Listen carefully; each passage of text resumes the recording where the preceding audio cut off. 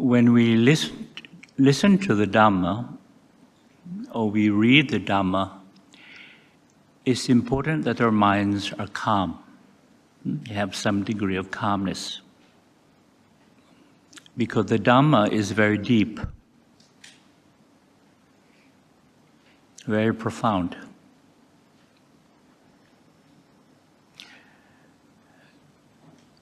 And the agitated, restless mind cannot go very deep because it tends to be very reactive, right? It's a part of our conditioning.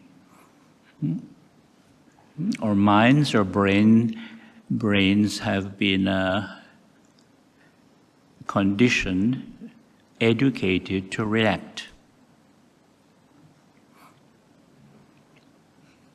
First to label, then to judge, criticize, compare, sometimes to condemn, to like or not to like, to want or not to want, and to have aversion and ill will. And aversion and ill will includes resentment, hatred, jealousy, disrespect, and so on. So the normal everyday thinking, the mind,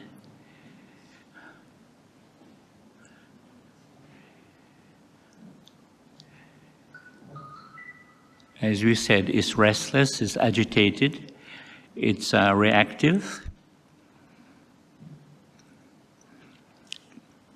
it's very superficial,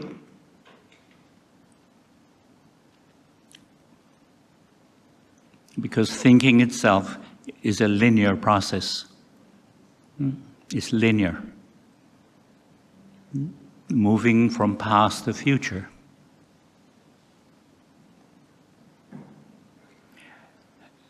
And it tends to be self-centered.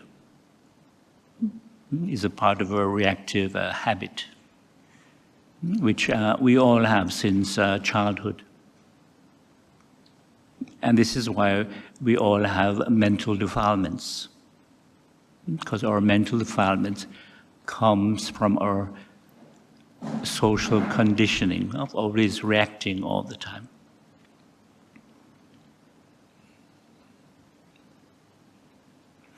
And even Siddhartha Gautama, before he became the Buddha, his mind was also conditioned by the society, the culture, and therefore he had mental defilements also. You can't escape it. It's just that we cannot escape learning a language or languages. It's a part of our social conditioning. Whereas reflective, investigative thinking, it's very different. When we reflect, when we read and reflect and investigate, it has a different quality. It tends to be calm, more clear, and it's not reactive because you are investigating. You're reflecting, and of course it tends to be more objective, right? As opposed to being self-centered.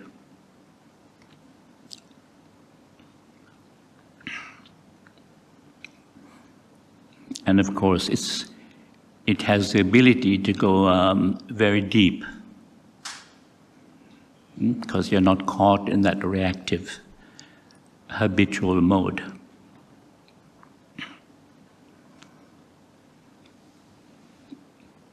And what the Buddha realized is that this habit of always reacting is what causes a lot of our delusion. and of course our mental defilements. And initially we don't see our reactive pattern as a source of delusion. Why? Because we all do it. It seems like just normal social behavior, right? Part of our education. But when we begin to calm the mind, investigate, reflect, then we begin to see the nature of delusion and the nature of ignorance. And as you may know, the Buddha was the first person to realize that the self, the me, the ego, was not something permanent, not something separate and independent from the rest of nature, from the rest of society. Because all ancient civilization believed that the self, this me, this center, was something permanent, separate, and independent. Simply because they were trapped in thinking, in that conditioned habit of always thinking, reacting. And out of that belief, that ignorance and delusion, we naturally believe in reincarnation. That this seemingly permanent, separate, independent self or ego will be reborn into a new body.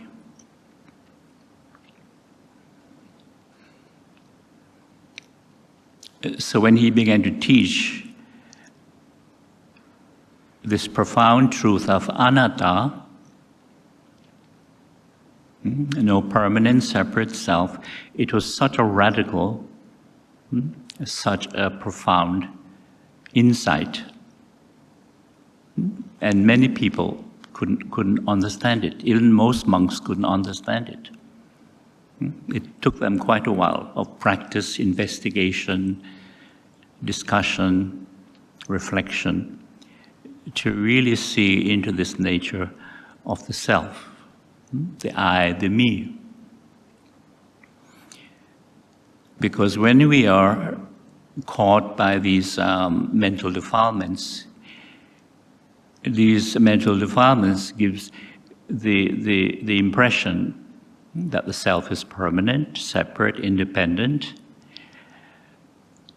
And out of that comes a great deal of dukkha, mental, emotional suffering and conflict, which includes craving, greed, hatred, aversion, fear, insecurity, and anxiety. Because the I always feels separate, often even separate from our own families. And one of the fears we have, especially in our modern consumer society, is the fear of loneliness and isolation. Although there are, millions of people around us, whereas people who lived in more rural societies, where families, relatives, friends were much closer together, that fear of loneliness and isolation did not exist. But many people in cities, in big cities today, suffer from this sense of loneliness and isolation.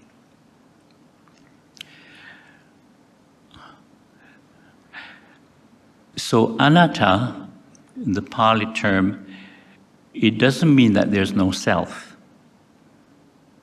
It just means that there is no permanent, separate, independent self. Because the truth is, we do have a self. We all have a self. But when we investigate, we begin to see that the self is just a result of conditioning based on language, thinking, and the habit of identifying with all our experiences, including our desires, our aversions. We identify with the body, of course. The body is me, and it's mine. And we identify with all our mental, emotional states. I'm happy, I'm not happy,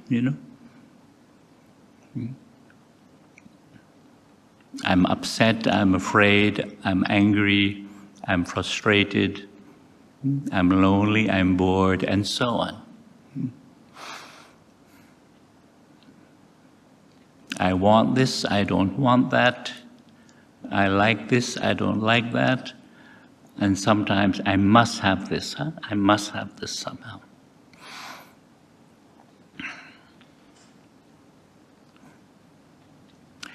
So the Buddha tried to teach this profound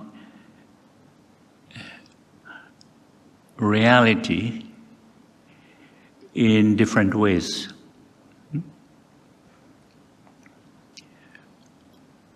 And this teaching of dependent origination is one of them. And if you read the teaching of dependent origination from a book, sometimes it seems very dry, unless you're on a retreat. I always say that the teaching that you learn from a book is more suited to monastics who are spending more time, in solitude and in the nature. So this is why I like to demonstrate this teaching more in the natural world, something that's related to nature itself, because we are a part of nature.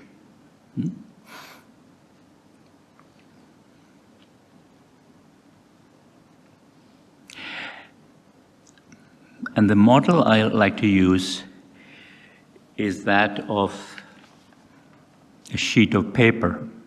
Some of you, I think, have heard this teaching before. Because normally when we see a sheet of paper, we just see it as just a piece of paper. Nothing special. We just see it as an item. We either use it or we don't use it.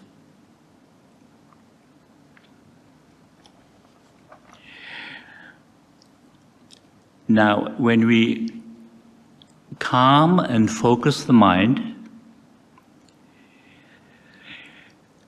we begin to see all the factors that have caused this piece of paper to exist. This is why it's important that the mind is calm and focused. Otherwise, it's just a sheet of paper. It's existing as just an item, separate in time and space. But when we calm the mind, we look a bit deeper, we begin to see all the factors that have caused this piece of paper to come into existence. Okay? Now, the first thing that we see the tree, all right, the tree. I like to remind you that paper came from trees. Some people tend to forget it these days because we're too busy. And of course, some people don't even use paper anymore, or rarely, because everything is typed on your smartphones. So this is why when I produce paper and pen, people think that I'm a dinosaur. And I've noticed that many people in Malaysia, Singapore, who are on WhatsApp, they rarely use email. And when I mention email, they look at me really funny. Yes, you're a dinosaur. At least in North America, many people are still using email, despite WhatsApp. So yes, we see the tree. And if you see the tree, you see the soil. You see the bacteria in the soil. You also see the seed from which the tree began its life journey. I like to say that because whenever we see a large old tree, we tend to forget that that large old tree started as a seedling, a tiny seedling, long time ago. We tend to forget that. And once, when I was in California, I got to see some of the largest and oldest trees in the world. The sequoia pine trees. So we see the soil, the bacteria in the soil, the seed from which the seedling sprouted. We also see earthworms. Earthworms. We also see birds and insects that help the tree to grow. And of course, we see rain. And if you see rain, you see clouds. Now, a few minutes ago, if I said to you, look at this sheet of paper, do you see clouds? You'd think I was crazy, right? Do you see clouds now? Yes, there are clouds there, if you look deeply. And what is interesting is that every time we drink something, it doesn't matter what it is, any liquid at all, there are clouds. Okay? That is seeing with the eyes of Dhamma. Any liquid at all. And if you see clouds, you see the oceans, the rivers, the lakes.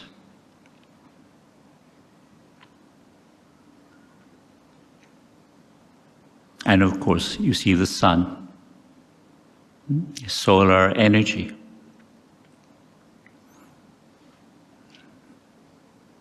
And if you see the sun, you see the solar system.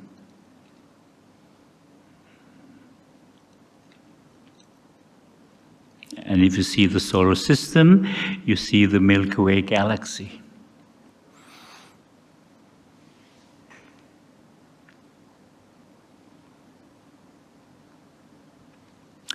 So this sheet of paper is a product of the Milky Way galaxy. Just reflect on that for a moment.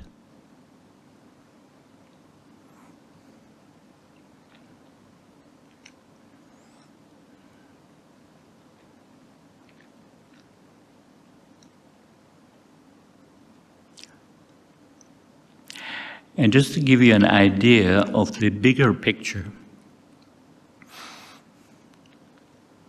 by human scale, the solar system is a vast place, isn't it? By human scale, human size. And yet, the solar system is like a speck of dust. Think of it, a speck of dust inside the Milky Way galaxy. Just to give you some idea of how immense the Milky Way galaxy is.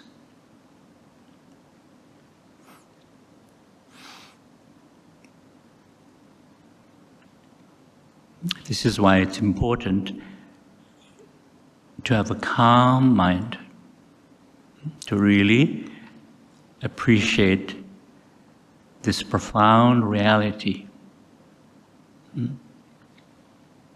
that we're a part of.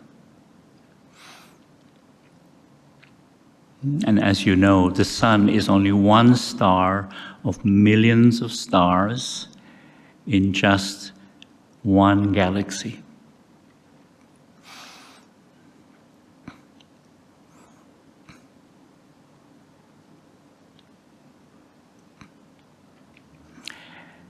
Now, if one of those factors that we mentioned was missing, this sheet of paper could not exist. Right?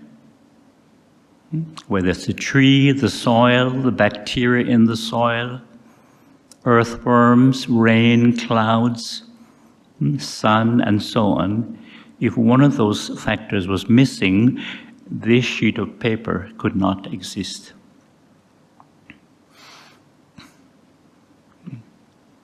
Because all these factors are interdependent, interconnected.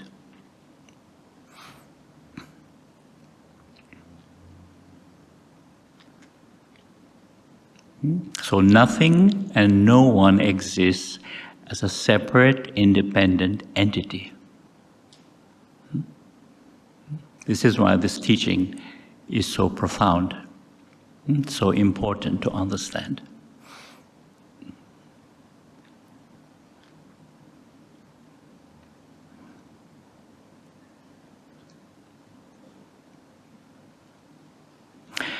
Now, because this sheet of paper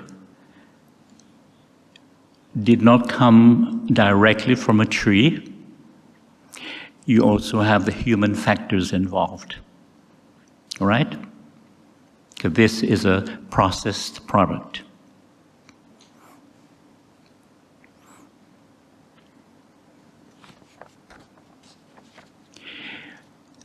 You can see the people who cut the trees down, the people who transported the logs to the factory, to the pulp and paper factory. You see the people who worked in the factory, including all the machinery, technology.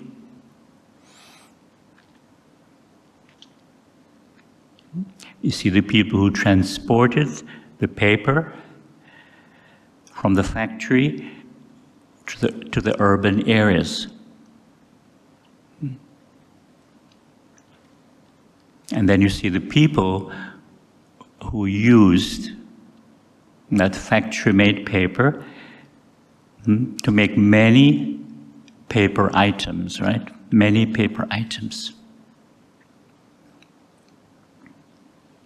So you see there's a lot of human beings involved.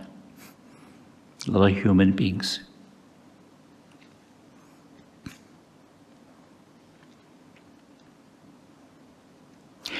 And each human being that was involved in the making of this sheet of paper, each person exists because of many, many interdependent factors. Just like we exist because of so many different factors.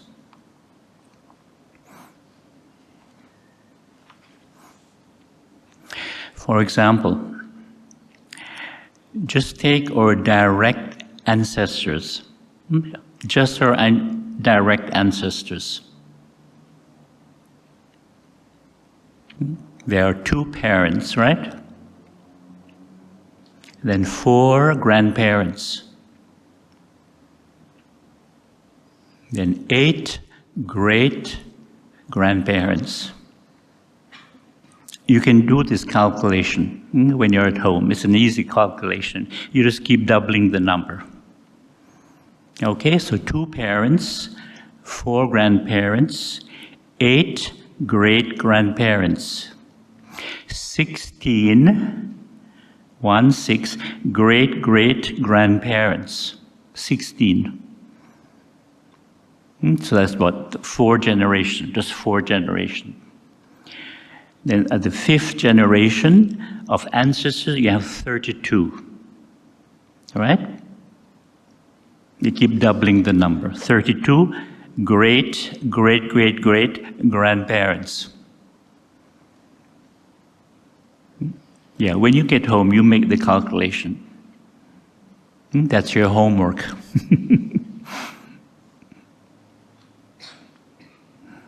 Then, next generation, you have 64. Great-great-great-great-grandparents. Okay? The next generation, you have 128, right? When you double 64. I don't know how good your mathematics is without your calculator.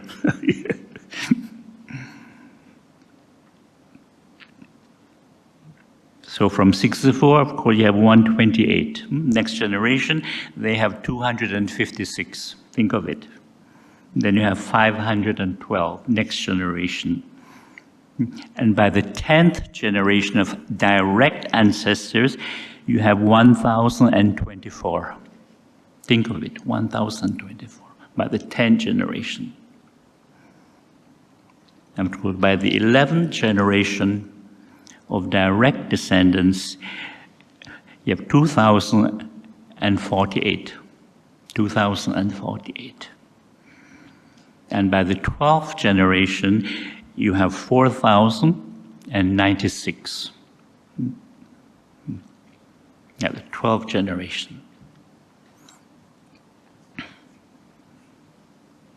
Of course, you could keep going and going and going, but it's quite amazing when you think of it.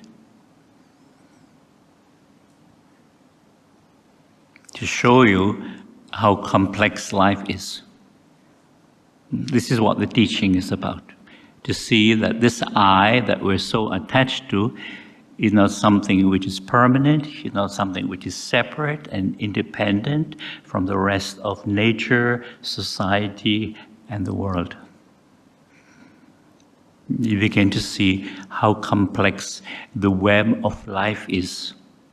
Because life is a web, very complex web of interrelationships and interdependency.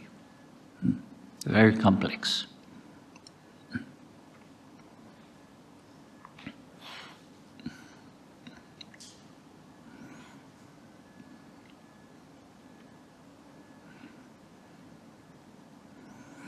So those of you who will be going to Qingming, when you go to Qingming, just think of your ancestors, okay? Not only just your parents, grandparents, but of course, the other ones, great-great-great-great-grandparents, great-great-great-grandparents, and so on. And here's the interesting thing, is that although our departed relatives, loved ones, including close friends and so on, although they no longer exist in physical form, but they still exist today. In you. Not only in your fond memories of them, but also in your genetic inheritance, and most importantly, in our wholesome states of mind. In our kindness, generosity, compassion, and in our ability to forgive others. All the wholesome qualities that we have, or we cultivate, are actually handed down from your parents, grandparents, great-grandparents, great-great-grandparents, and so on. So it shows you how life is really interconnected, interdependent.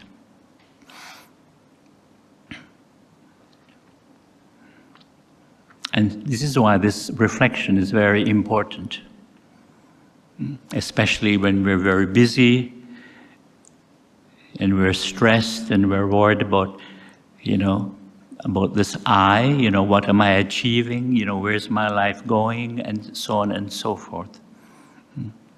It's very good to sit, calm the mind, and just reflect on this. That you're just one part of a very complex, intricate web of life.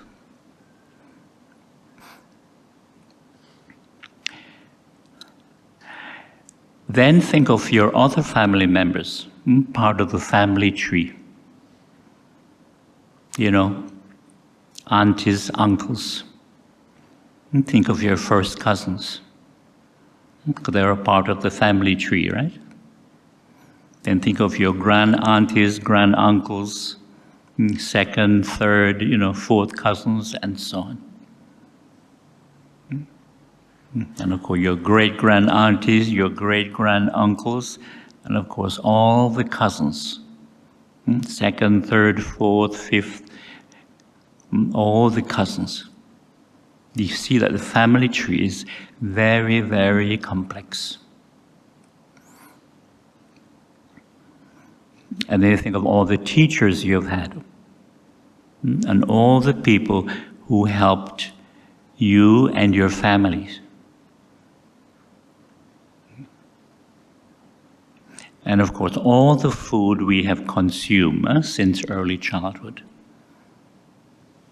And all the people that were involved in growing the food, transporting the food, and of course, in preparing the food.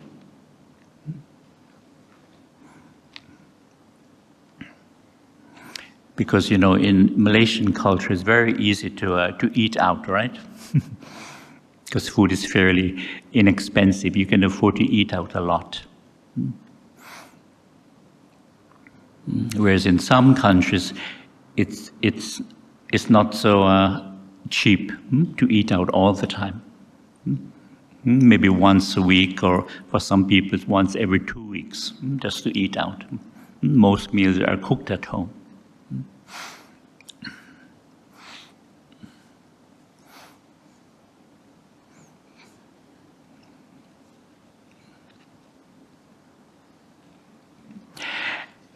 Now, there is one factor I have not mentioned for this piece of paper to exist. How do you know I'm holding this piece of paper? How do you know? Through awareness, right? Namely, seeing consciousness, right? So that's one of the factors for this piece of paper to exist. For example, if you're snoozing while I was speaking, you would not be aware of this piece of paper, right?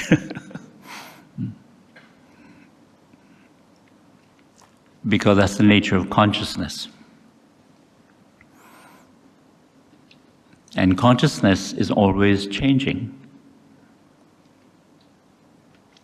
And one of the big mistakes that many people make is to assume that consciousness is permanent, and that when we die, this permanent consciousness, will take rebirth after death.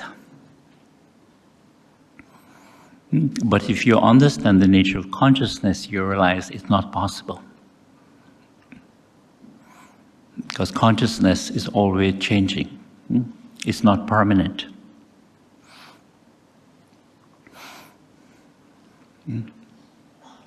I give you an example. Say if you had something to eat before you came here, part of consciousness was tasting and smelling, right? If you can remember. Now, at this moment, there's no tasting or smelling, right? So what do we have in consciousness right now? There's seeing, hearing, and feeling, right? You can feel your body sitting. And if you're thinking that this Bhante is crazy, I don't understand what he's talking about, the thinking is a part of consciousness, right? Thinking consciousness. Now close your eyes for a moment. There is no seeing, consciousness, but there's still hearing and feeling. Okay? Now open your eyes again, and seeing consciousness arises. That's the nature of consciousness. It just keeps changing, depending on our sense experience. This is something the Buddha realized.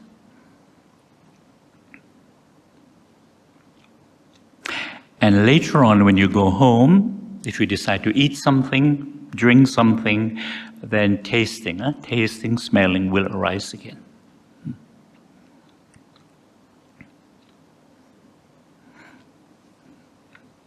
And interestingly, when we all go to bed tonight and we fall asleep, and we're in the deep sleep state, there is no consciousness. And the deep sleep state for adults, it's usually between 1 to 2 hours.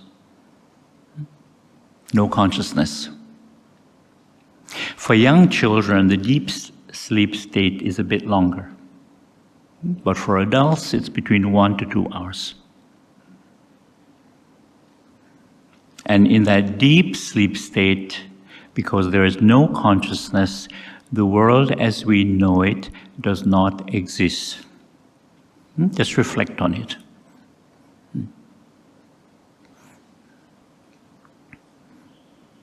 Malaysia does not exist.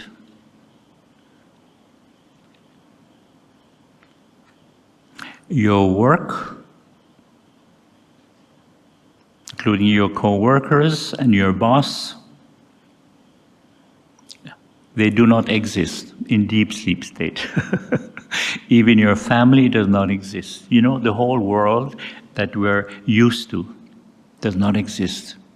Even your house does not exist. Even your bedroom does not exist. Of course, if you happen to wake up during the night, of course, you become aware of your bedroom or your house. But in that deep sleep state, the world does not exist, or the world as we know it. And this is why there's a very old saying, when somebody's in deep sleep state, we say that person is dead to the world. How many people can remember that phrase? It's an old saying, at least in the West. And in a way, it's true. We're dead to the world. We don't know anything. And if you're wondering about dreams, when the brain comes out of the deep sleep state, then the thought process starts up again in the frontal lobe of the brain. And that's what we call the dream state. Because the thought process starts up again. And this is why if you observe your dreams, even for a moment, because as you know, your dreams quickly fade away, right? Unless you quickly write them down. Especially if they're really interesting, and you quickly write them down. You see that most of our dreams are just memories all mixed up. Have you ever noticed that? They're all mixed up.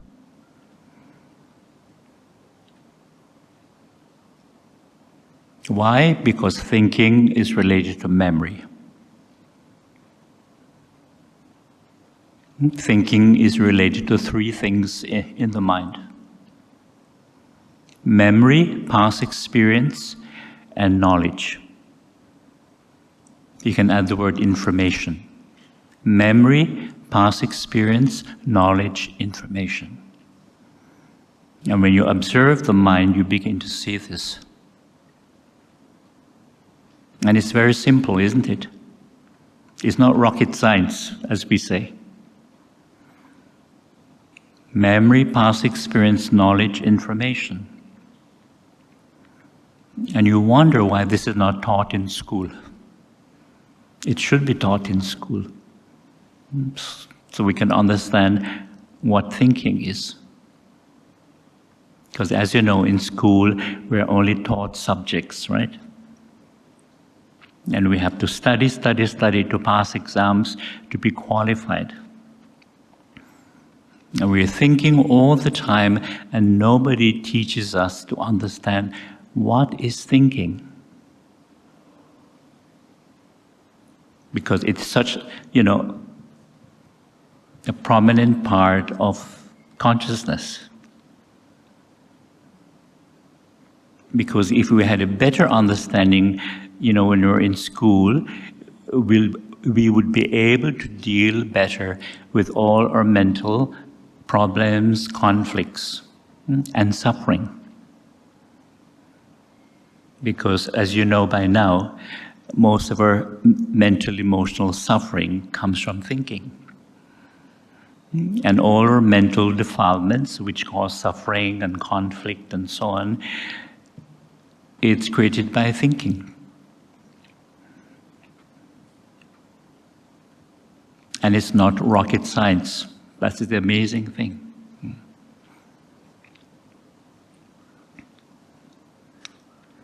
And you begin to see also not only the use of thinking, but also its limitations, right? Its limitations. Because we cannot really understand or grasp the profundity of the Dhamma just through thinking, just through the intellect. This is why we have to calm the mind and look deeply. Then we see the truth of the Dhamma, the reality of the way things are.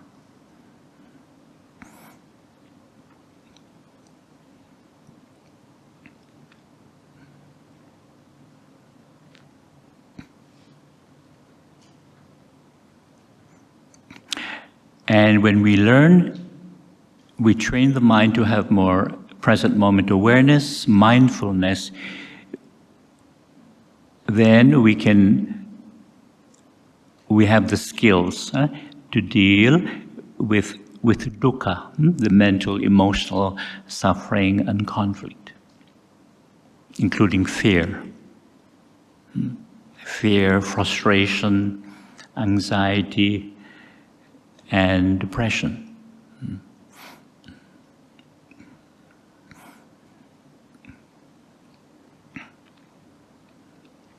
Because when we are trapped in thinking, and of course we're very attached to this I, the self, that feels separate somehow, it feels permanent and it feels independent,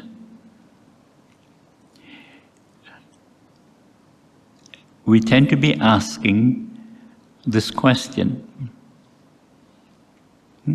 I call it the age-old question.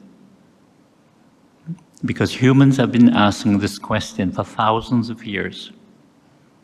And they're asking the same question today, and in the future, they'll be asking the very same question. What is that question? What happens to me when I die, and where do I go after death? All right?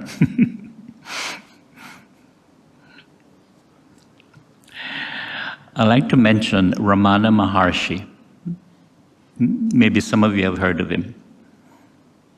He came from South India, and he was one of the last enlightened beings in India. Ramana Maharshi. And he had this awakening experience when he was only a teenager. between 16, 17 years old. He was a high school student. I had this awakening experience, and it totally changed his life.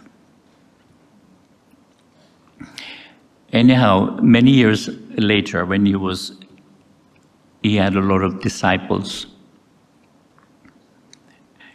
When he was asked this age-old question, what happens to me when I die and where do I go after death?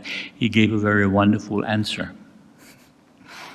He said, tell me when you go to bed at night and you fall asleep, where do you go?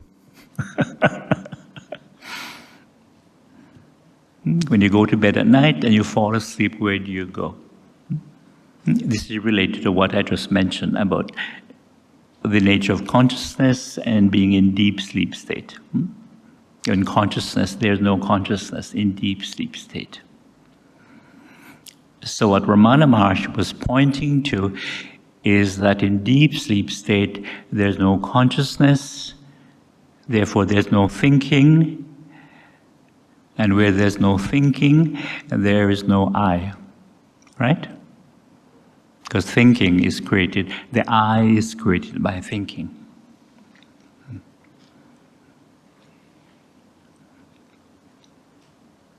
And the I is related to memory.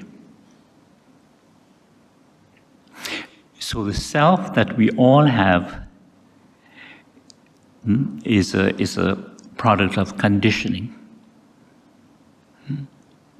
And it's a product of the thinking process. Because initially, we use the word I, the label, as a means to communicate. Right? When a young child is learning to speak, a young child begins to use the word I, right? It's natural, language. And a child begins to express himself or herself. I like this, I don't like that. I want this, I don't want that. It's very natural. And when a child begins to speak this way, that is the beginning of duality in the mind. Duality means subject and object. I want this, I don't want that. I like this, I don't like that. That's duality. Subject and object. And the I is the subject, right? The I is always the subject. And this duality, this sense of separation, gets more deep-rooted when we begin to identify with the sense experience. When we start to say, I am seeing something, right? That is still duality, isn't it? Bear in mind that the I is always the subject. I'm seeing something.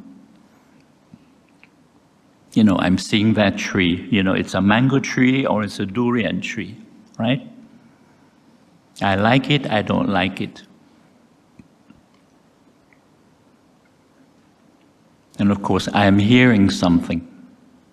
And then you discriminate. I'm tasting something. And we react to that tasting experience. So we believe that there's a taster, an eater, that is tasting the food. That there's a taster who's actually separate from the flavor of the food. Likewise, I am smelling something. You get the idea that there's a smeller that is smelling something. You either like it or you don't like it. The same with feeling. I am feeling something by touch. It gives you the impression that there's a feeler who's actually feeling that touch sensation. And in the same way, when we say, I am thinking something, you get the impression that there's a thinker separate from thoughts. This was one of the insights of the Buddha.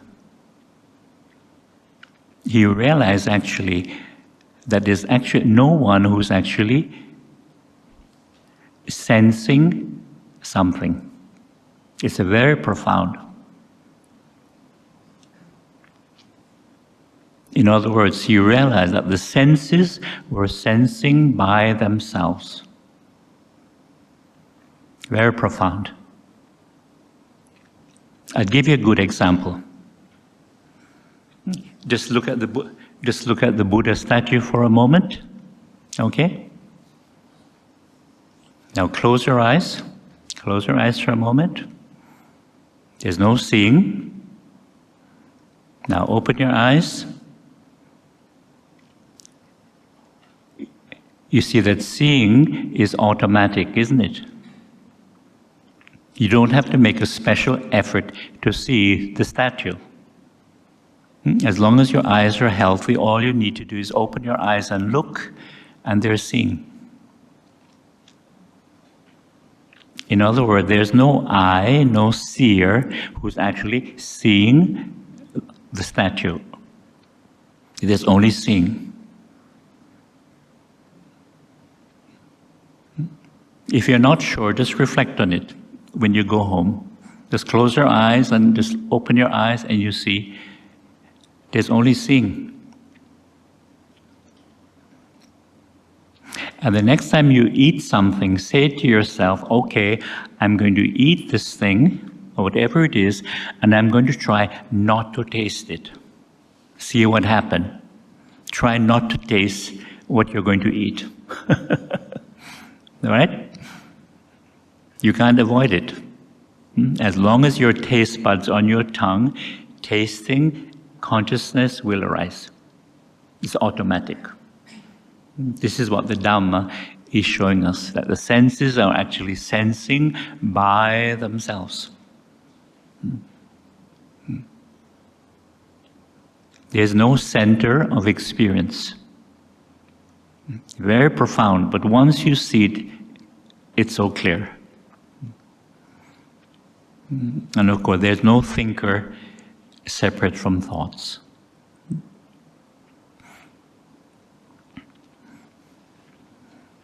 We can do that experiment. Just close your eyes for a moment and just deliberately think these thoughts. I am thinking. Again, I am thinking.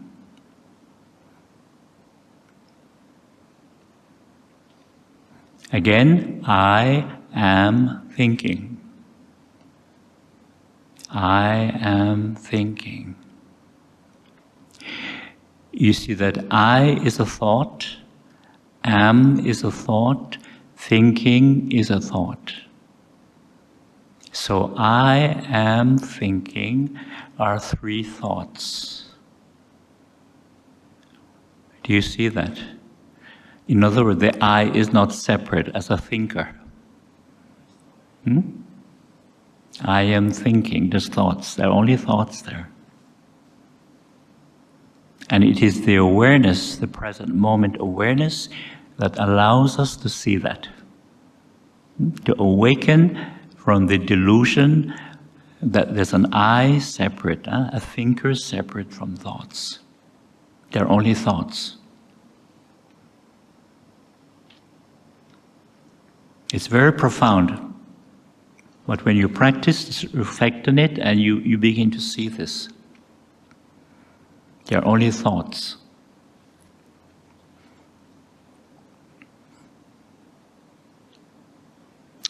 Let us try this exercise for a moment before we get into the 5 factors of experience. I'm going to give you 4 statements, okay? And see what do these 4 statements have in common.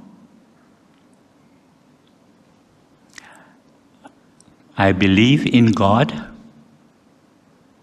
I don't believe in God.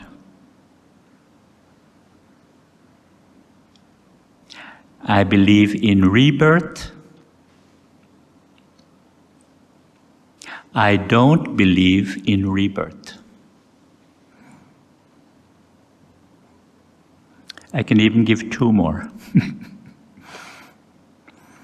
I believe the world is round. I believe the world is flat.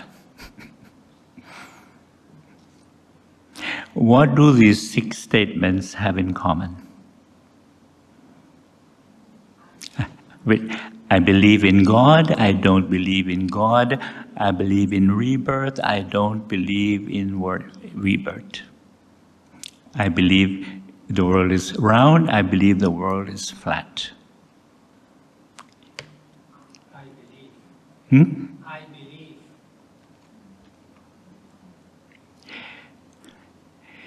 Yeah, they're only beliefs, but there's something more precise. I. Not only the I, but try to see it with awareness, from the perspective of just being aware of those statements. I believe in God, I don't believe in God. I believe in rebirth, I don't believe in rebirth. What they are just 4 statements or 4 sentences that arise and pass away. Can you see that?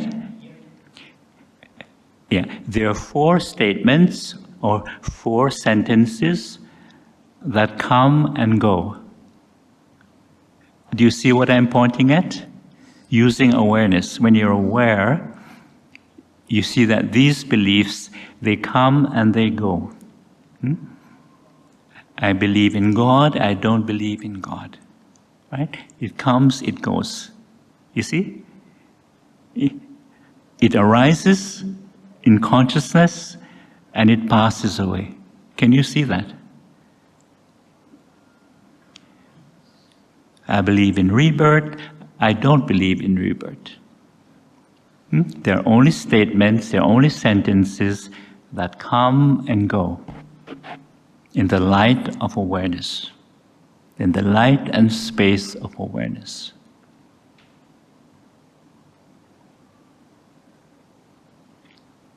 That is the nature of the awakened mind. In other words, the awakened mind does not cling to mental formations, to what the mind creates. It's very profound. But this is what the Buddha points to, the awakened mind. And we all have it. We all have Buddha nature. So we no longer cling to words, beliefs, and so on. And this is why he said, you have to investigate, train the mind, and then you understand something. And when you understand something, there's no need to believe something. Because normally when we believe something, we're holding onto something. It's like mental grasping, because we're not really sure. So we hold on to something, a belief, an idea, because it gives us some comfort, some sense of security, including the belief in an afterlife.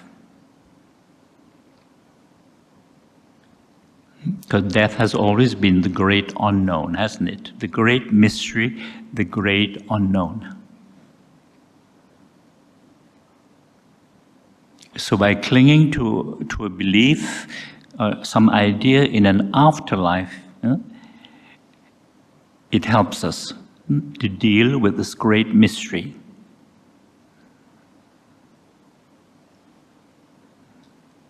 And this is why we have believed in ghosts and spirits for a long, long time. Not only in Chinese culture, but in other cultures as well. Because as we said, death has always been this great mystery, right? The great unknown.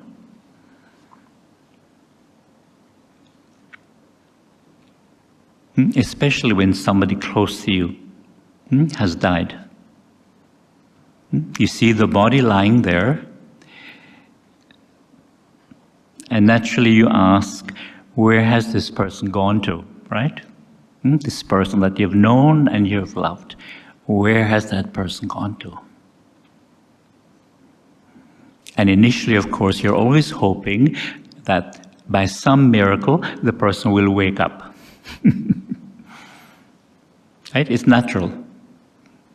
But eventually, you come to accept that body has no life. It's dead. No life. No consciousness, no memory, no thinking, no I.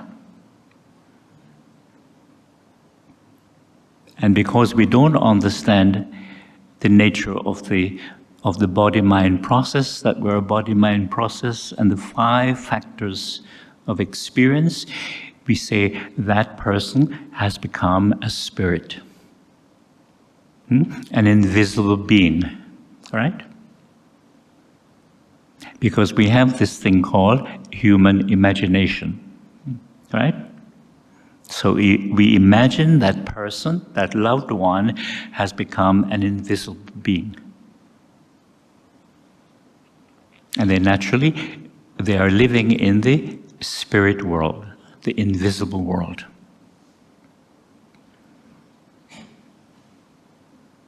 And that's why we do offerings, as a way of, keeping some connection. Which is very nice. It's a very nice idea, thought. Somehow, you do offerings. And you'll notice during Hungry Ghost Month, they burn, extra incense, those tall incense. There's a reason. Because we realize that the spirits, these invisible beings that we imagine, they cannot consume the physical offerings, right? The food, the drinks, and so on. They cannot consume the physical offering. So we believe that the essence, the essence of the offerings, the nutrition of the offerings, is carried by the incense smoke into the spirit world. That is why we need more incense smoke. Very interesting.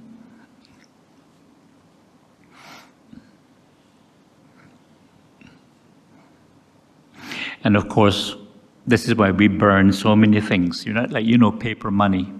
Special paper money, because we believe the spirits need to go shopping, right? And we need, models of, cars, Mercedes-Benz, of course, luxury cars. Yeah, a simple Toyota, no, that's not good enough, right? We have iPad, of course. Before we burn little models of Nokia phone. Now, of course, it's too slow now, right? You need WhatsApp, smartphone, WhatsApp models, right? Faster the better. And of course, what we don't realize is that the spirits are also going to become more anxious and more impatient than the human world. Just like the human world, right? Just what the spirits don't need. They like to be peaceful, not anxious, not impatient.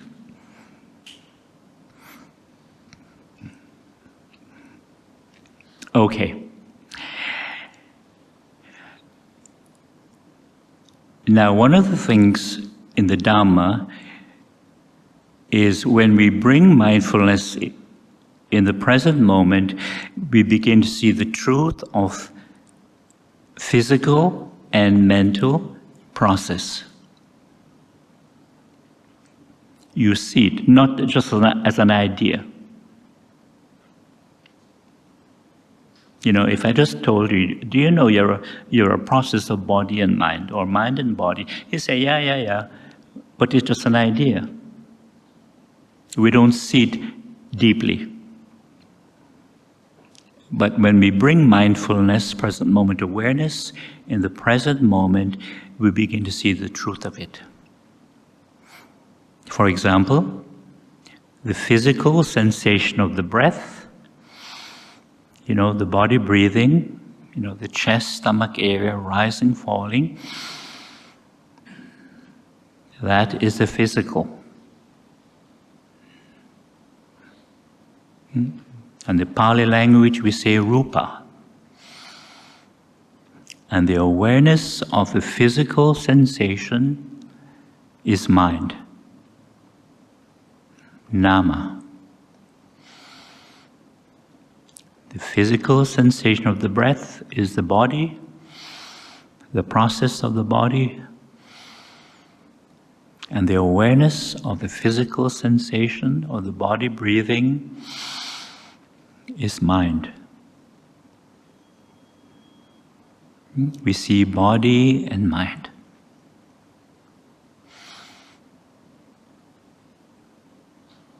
You see the truth of it.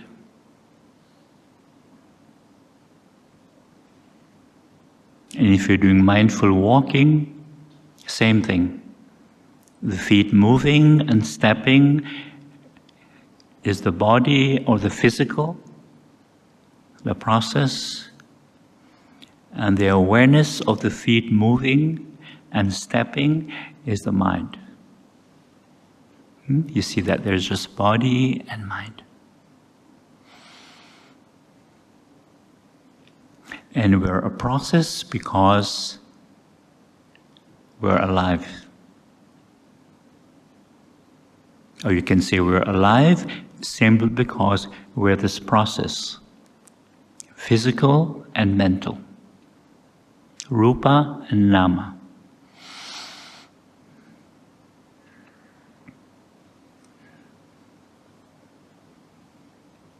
This is one of the practices and reflections in the forest tradition. Because of course when you're in the forest, you're very mindful, you're very calm, you're very present, and you can see this in all your daily activity. Just body and mind, that's all. No permanent I, no permanent me or mine, just body and mind, rupa and nama. Whether you're sweeping leaves or washing clothes, washing dishes, you can see physical and mental process.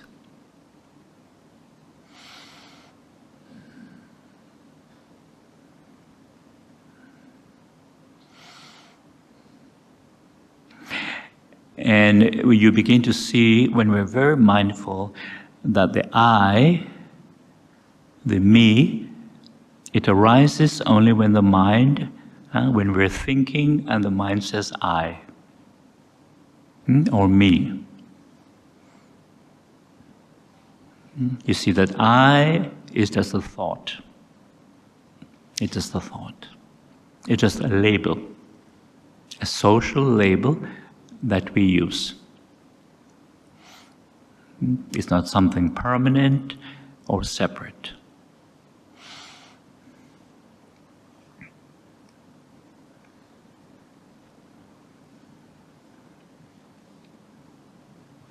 And because it's a process, we have to keep recharging this process. In the same way that we have to recharge our cell phones. You have to keep recharging it.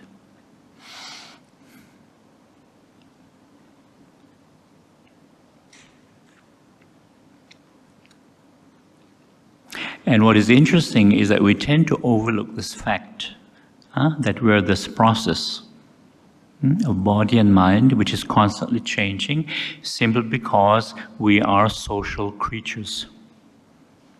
We use language, and we use labels to communicate. I, you, he, she, we, and so on. And of course, names. We use names because it's easy to identify each other. But really, names are just social labels. They're not who we really are. I say this because, like in the West, in North America, where I spend more time, people are so attached to their names. They identify so strongly with their names, even with the way you pronounce it. That, if you call them, by mistake, a wrong name, or you forget their name, it's big drama. They get very upset. It's like forgetting somebody's birthday. Big drama. But birthdays are really just a social conditioning. Because the truth is, who we are, as a conditioning, the I, the me, was never born. That's right. Young babies don't have a sense of I. It's something which is slowly conditioned in the mind, as a child is growing up. Very interesting. But as you know, we become very attached to birthdays. And we think it's something very special. But it's just social conditioning. Just like age, right? Age is also a social conditioning.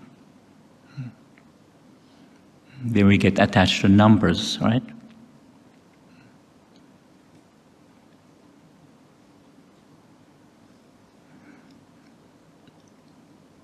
But you do get to a stage where you realize that age is not a number. As they say, you're as old or as young as you feel. It's true. But people are so attached to numbers. And sometimes when people ask me my age, I say I'm timeless. But many people cannot relate to that. But if you're meditating, you understand. Because your mind becomes more timeless when you rest in present moment awareness.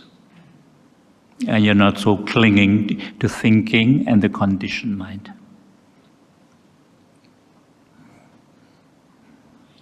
Because this is an aspect of wisdom and training the mind that we see the use of thinking and also its limitations. So that when we need to think, we think logically, rationally, and when we don't need to think, we come back to present moment awareness, the knowing. We rest in this awareness. This is our Buddha nature, the Buddha mind. So we go between thinking and awareness, between the conditioned mind and the unconditioned mind.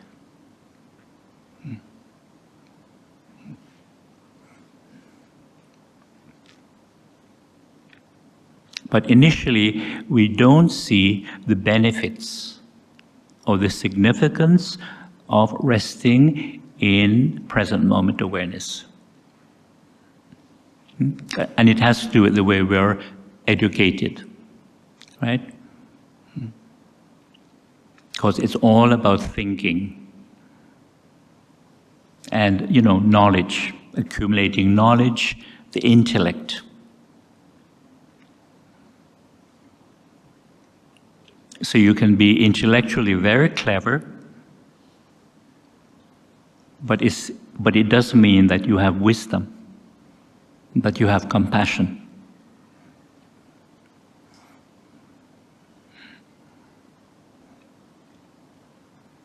And the more intellectual you are, you tend to be more deluded by the mind. And you find that people who are too intellectual, they tend to lack compassion, empathy.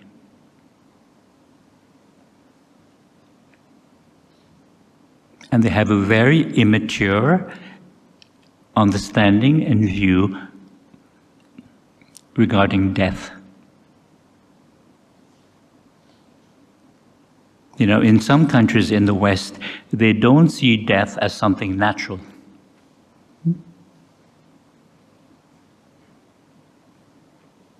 Or they believe that death should happen only when you pass 80, 90. But outside of that age group, it shouldn't be happening. You know? It's tragic, it's sad, it's unfair. In the United States, they like to use that word, unfair. Death is so unfair. Because, you know, the Americans see, you know, there's so much pleasure to enjoy. And of course, entertainment, right? So much entertainment. So many pleasures, so much entertainment to enjoy. So they see death as very unfair. It's very immature. It's a very ignorant understanding and view about death.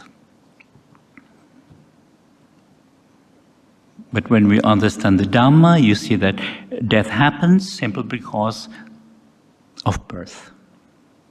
Right? If there was no birth, there would be no death. There would be no sickness, aging, and death.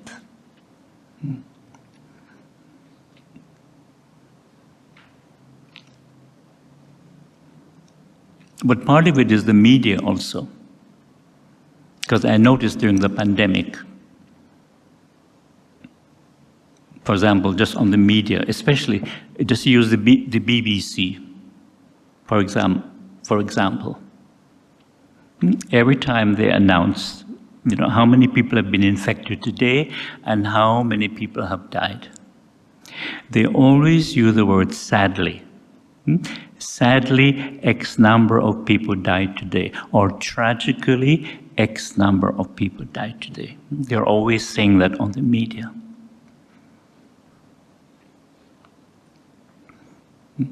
It's something that shouldn't be happening, but it is happening. Do you understand? And there's nothing they can do about it. I repeat, it's a very immature and very ignorant view, perception, understanding on the fact of death.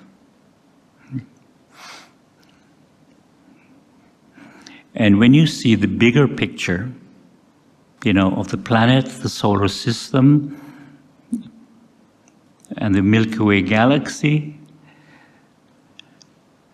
and of course there are countless galaxies. If you tend to go further, you begin to see that birth, existence, and death are just parts of a process in a much vaster and timeless reality.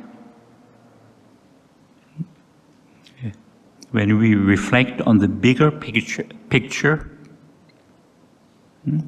of where we are, we begin to see that birth, existence, and death are just parts of a process in a much vaster and timeless reality.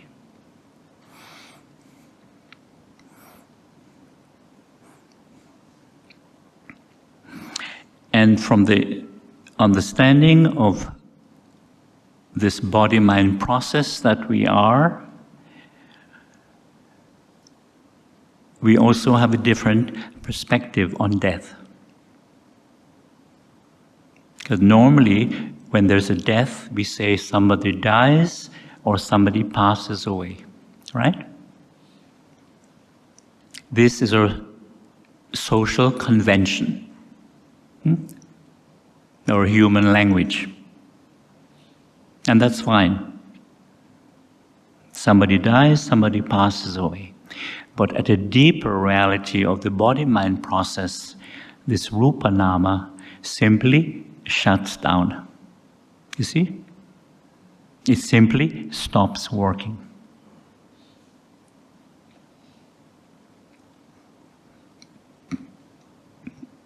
So you see it not from the perspective of an I, a self, but from that reality of the physical and mental process that we are.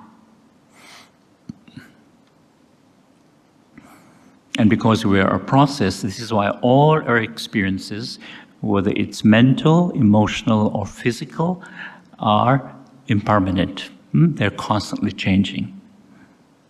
Physical, emotional, or mental, simply because we're a process.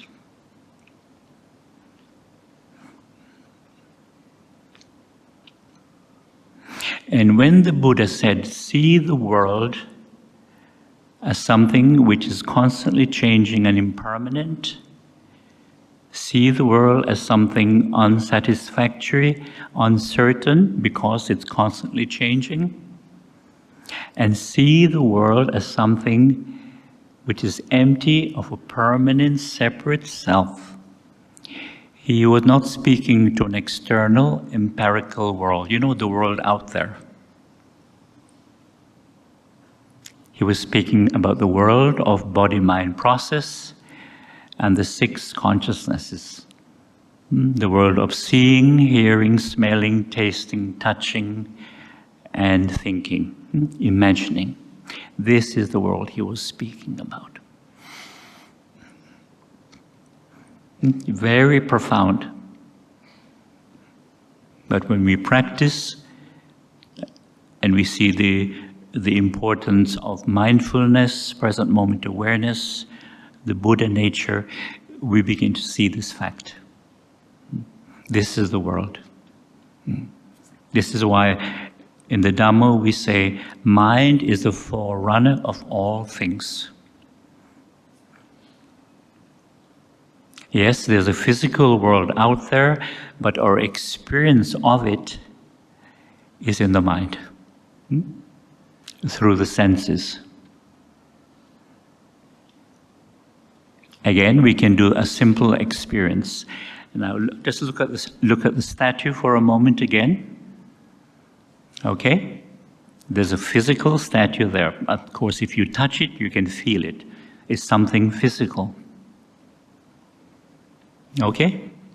Now close your eyes. Now open your eyes again. The Buddha statue comes into being. And where do you experience the Buddha statue? It's in the mind, isn't it? Right? In consciousness, seeing consciousness.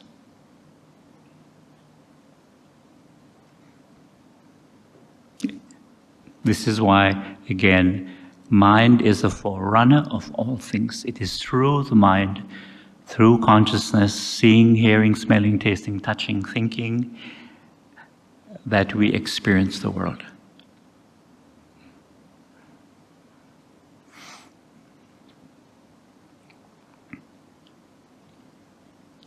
So this is something we can reflect on.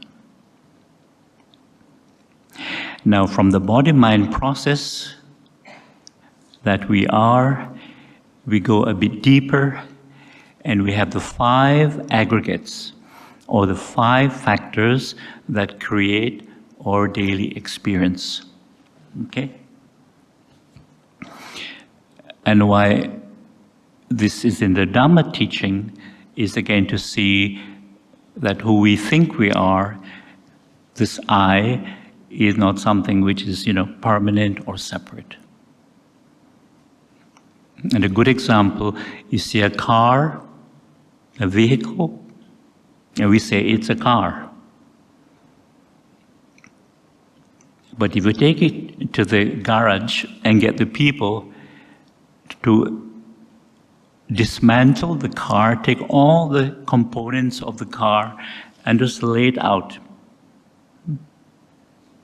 including, the separate wheels and, all the different parts that make up the car, you begin to see that it's no longer a car, right?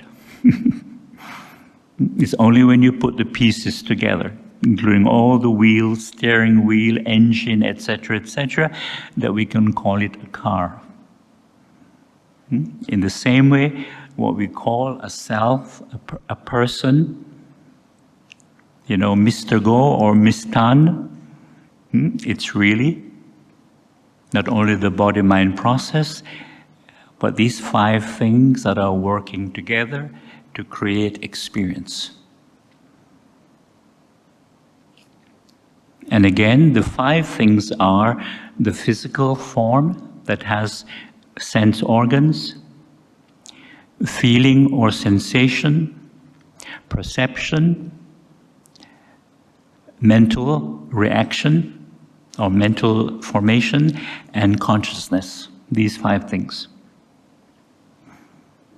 Now, initially, they seem a bit complicated. And we don't see how these 5 things are related to our daily experience. This is why I like to give a simple example of these 5 things working. Then you can relate to them. Because what is interesting is that these 5 things are working all the time in daily life, but we're not aware of them. Because they happen so quickly. And of course, they are impermanent. Now, before I give the simple example, I'd like to clarify perception. Because many people are not sure exactly what perception is. It's a bit vague, the way we use the language or the word.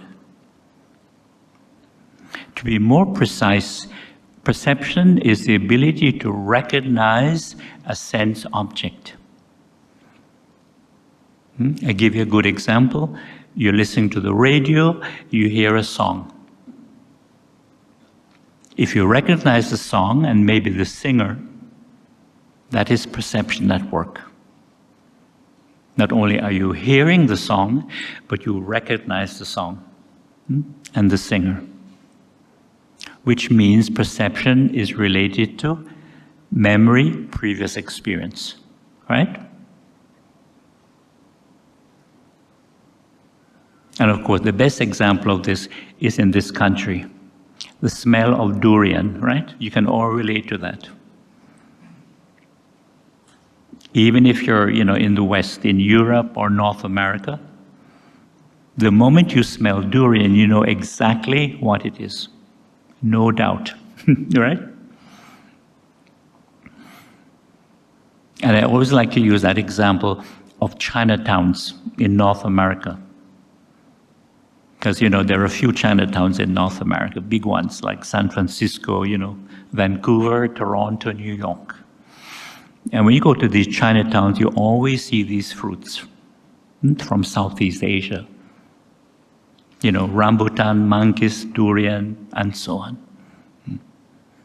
The mangoes we have in North America are from Mexico, usually. And bananas are from Central America. Honduras, Costa Rica, those places. And I use this example because many white Americans or white Canadians, if they go to Chinatown and they see these fruits, many of them don't know what these fruits are. Especially rambutan, mangoes, mangosteen, and durian. But if you go there, you know exactly what they are. That is perception. And again, consciousness, as we said, is something which is constantly changing, not something which is permanent, as I've demonstrated to you. Now, here is a simple example that I usually give. You're walking in the park somewhere, or some bush or forest.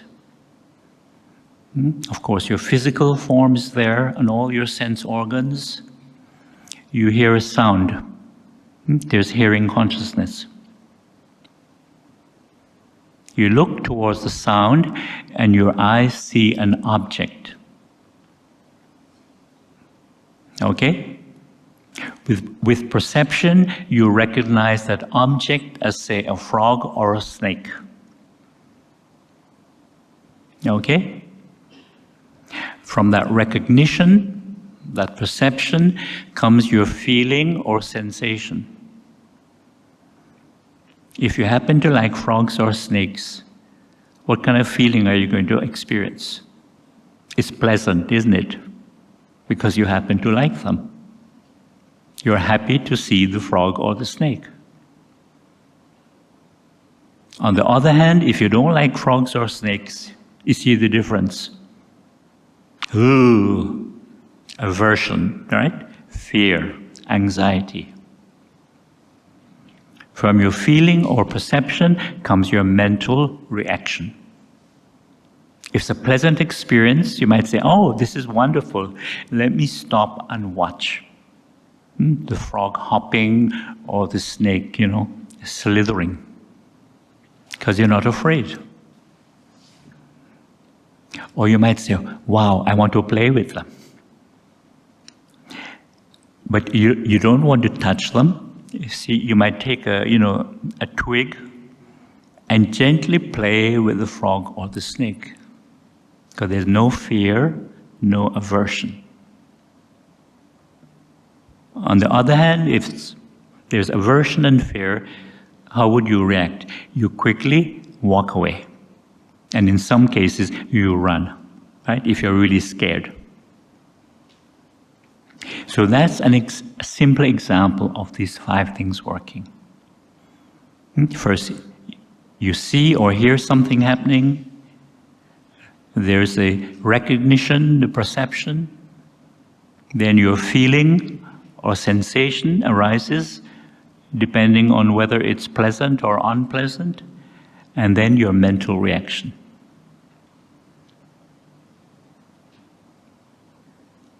Then you can relate to that.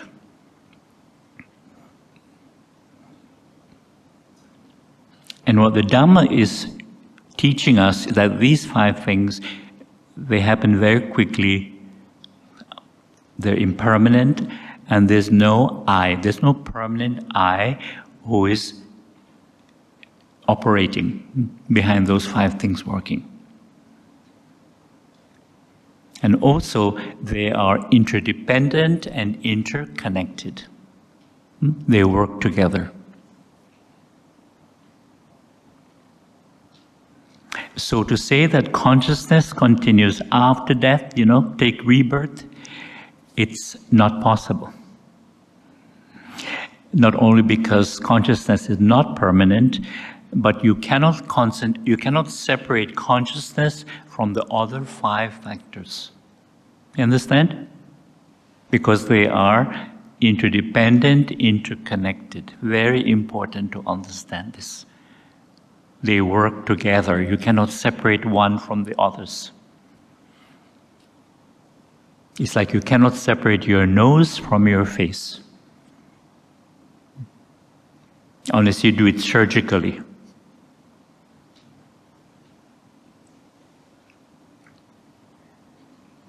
So the question is, why do we do that? Why do we say consciousness continues after death? Because a lot of people would like to believe that, right? Well, it's wishful thinking. It's wishful thinking. Because we're trapped in thinking. And thinking does not want to come to an end. Because thinking is afraid to come to an end. And this is why we are afraid of death. Because thinking, as we said, is related to memory, past experience, knowledge, information. Which means, with our thinking and memory, we have all these attachments, right? Things that we are very attached to. And we don't want to let go of those attachments. And so naturally, thinking wants to continue after death. And because there is the mystery of death and the great unknown, we create, many beliefs in an afterlife.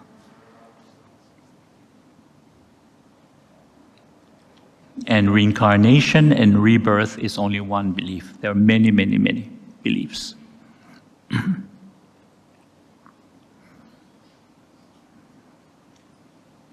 And if you speak to a Hindu will say, I'm not afraid of death. It's like taking off an old jacket and putting on a new jacket. It's very comforting, isn't it? Or if you happen to be a Christian, I'm not afraid. I'll have eternal life after death, right? I'll be with Jesus or I'll be with God. It's very comforting. So many beliefs.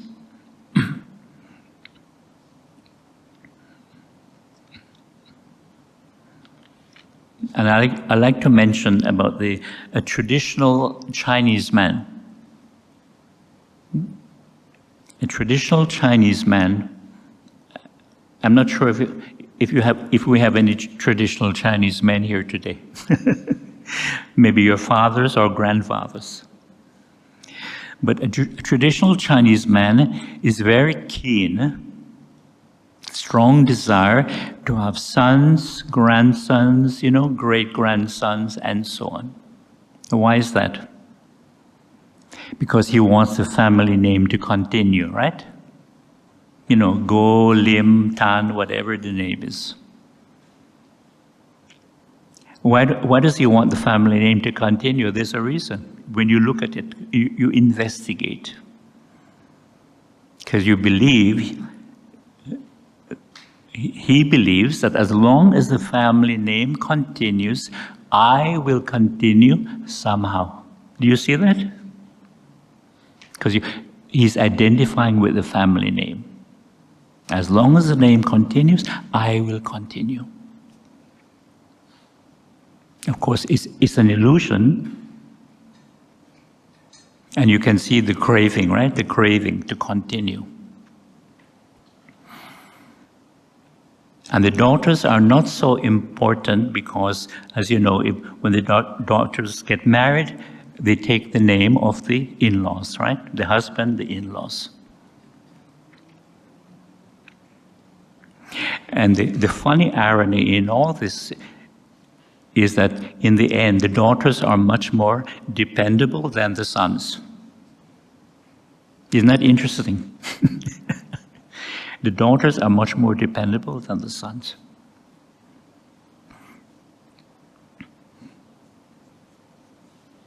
Of course, there are some sons that are exceptional, but the majority of sons, they're not so dependable.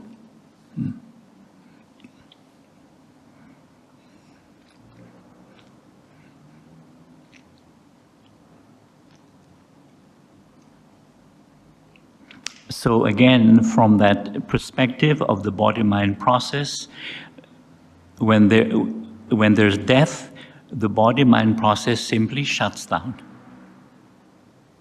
And from the perspective of these 5 aggregates, these 5 factors of experience, these 5 things, they stop working. So you're seeing it not from the perspective of an I, yeah? Or a self or a person.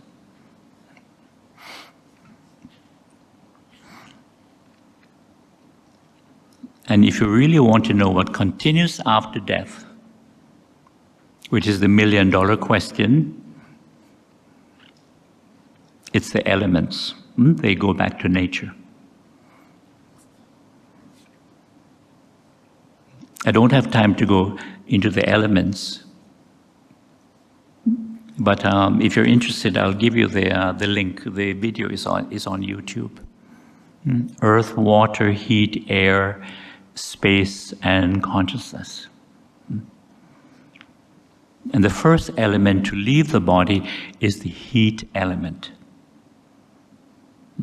Because when the body-mind process stops working, it shuts down, there's no more, metabolism. So the heat element is the first element to go. And this is why when you touch a dead body, it feels cold, right? For those of you who have touched a dead body, it feels cold. That's why. And you go a bit deeper than the elements, you have atoms, otherwise known as cosmic energy. Because everything is composed of atoms. And at that deep level, you can recall the first law of science that we learned in high school. Energy cannot be created or destroyed.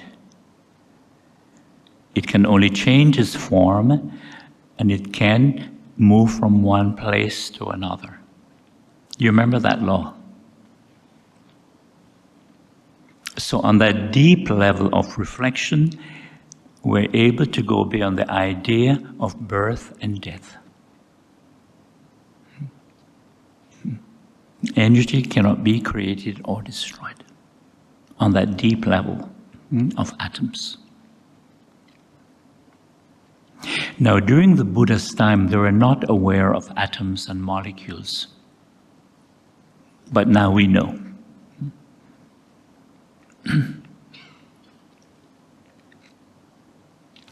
Okay.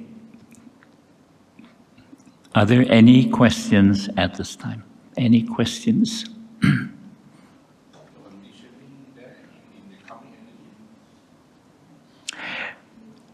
You have just said something very significant. We have been told. So why do you believe it? I don't have a source to confirm. Okay. You must always remember the radical and rational advice of the Buddha. Don't forget it. I have to keep reminding people. Don't accept something simply because you hear it or read it. Don't accept something simply because the teacher or writer, author, happens to be well known or famous. Don't accept something simply because it's tradition and many people believe it. And this one is even more challenging. Don't accept something simply because you either like it or it agrees with your ideas.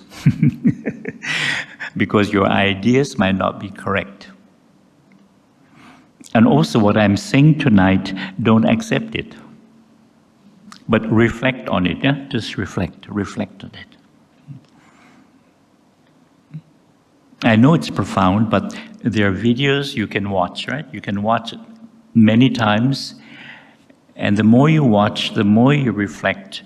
What seems initially profound no longer becomes profound. You see the fact of it. But initially it is profound because we are trapped in the conditioned mind, thinking, ideas, concepts, beliefs, and so on. Yes, sir. May I know about the karma then? What happens to the karma when one passes away? How does that affect? I knew this question was going to come up. This is Malaysia after all. Yeah, when I first came to Malaysia and Singapore in 94, 95, it's like the whole country was obsessed with karma and rebirth, obsessed.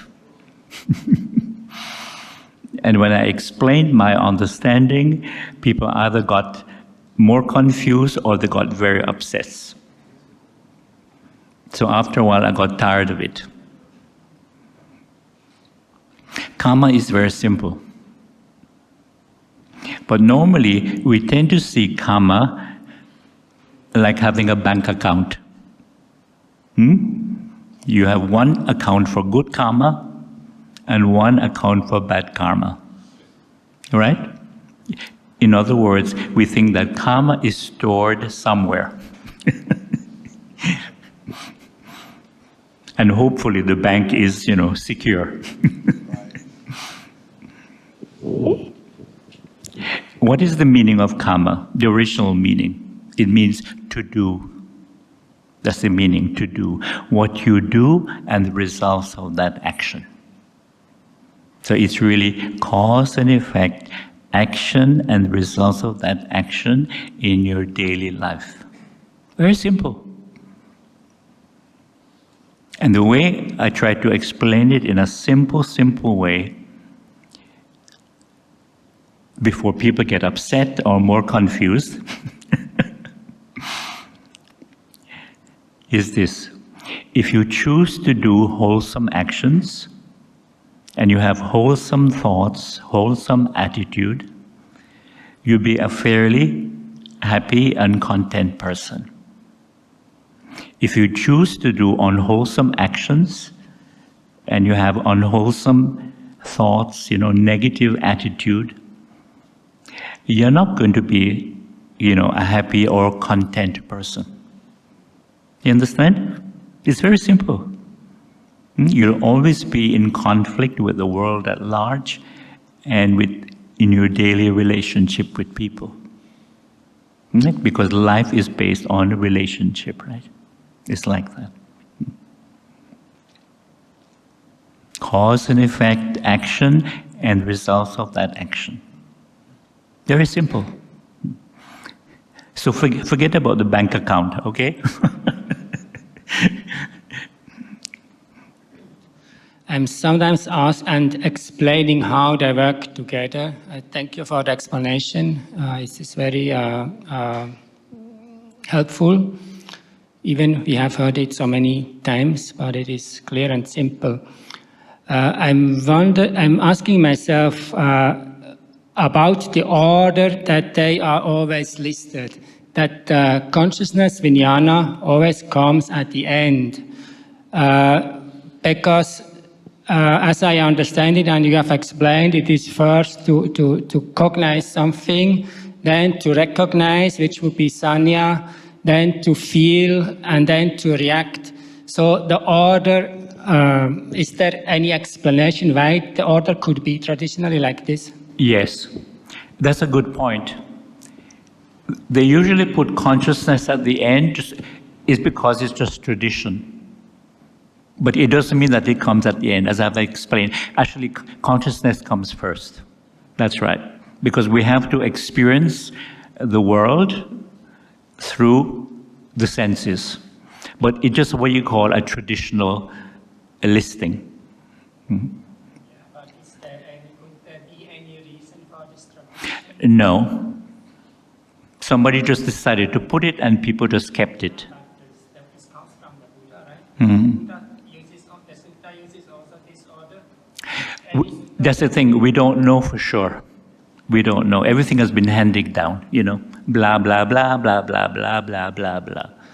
And then, I think apparently it was about around 3 centuries after the Buddha passed away that things were finally written down in Sri Lanka. And they were done on palm leaves, because there was no paper, right? Paper came from China many centuries after. Yeah. So don't take the orders that seriously. The important thing is that you understand these 5 things working together. Then we can relate to them as an actual experience.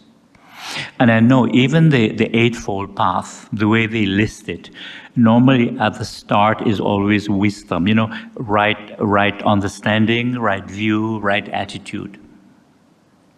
Then you have the, meditation, mindfulness, and you have, the sila, the wholesome action. But it doesn't mean that wisdom comes first. Because wisdom does not come first. Right? It takes a lot of effort, practice, training the mind, reflecting, investigating, then your understanding, right understanding becomes clear. Yeah. So in truth, although it's listed initially at the start of it, it's only a tradition. Okay? Yeah. If you're interested, I'll give you the links. Well, just going to just Bhante Kovida, there's a list of talks that were recorded here and some in Singapore. And then there are a few videos that were recorded at BGF in PJ. But it's all there. It's all there on YouTube. And there's one about the elements, the 5 elements, the reflection. It's a very profound reflection. I think, yeah, it's listed as 5 elements reflection, Bhante Kovida, but I can write it for you if you can't remember.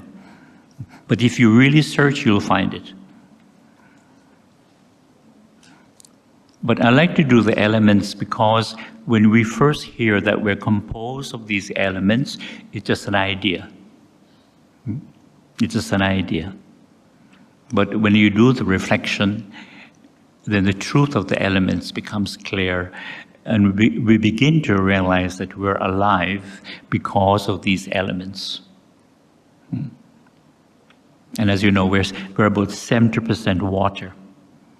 But we have earth, also air, heat, space, and consciousness.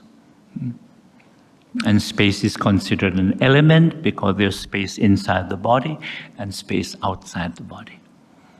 And without space, nothing could exist, right? Including, the solar system, the galaxy, and of course, countless galaxies. There's vast space out there.